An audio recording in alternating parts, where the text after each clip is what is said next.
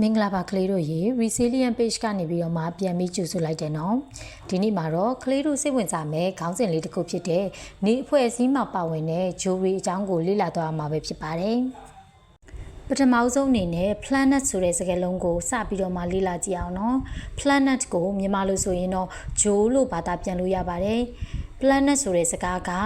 ရှေ့ခေတ်ဂရိစကားလုံးကနေပြီးတော့မှဆင်းသက်လာတာဖြစ်ပါတယ်။စကားလုံးရဲ့အဓိပ္ပာယ်ကတော့ wanderer ဖြစ်ပြီးလှည့်ပတ်သွားလာနေသူလို့အဓိပ္ပာယ်ရပါတယ်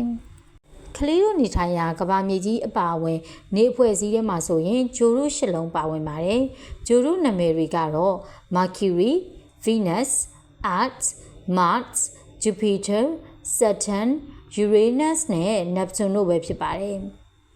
နေနဲ့အနည်းဆုံးမှာတည်ရှိတဲ့ဂြိုလ်တု၄ခုကတော့ Mercury, Venus,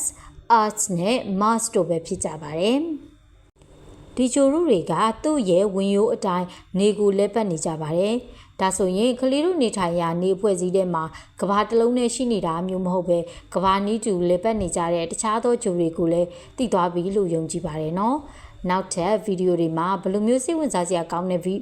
topics တွေနဲ့ပြန်လာမလဲဆိုတာကိုကြည့်ကြည့်ရအောင်နော်။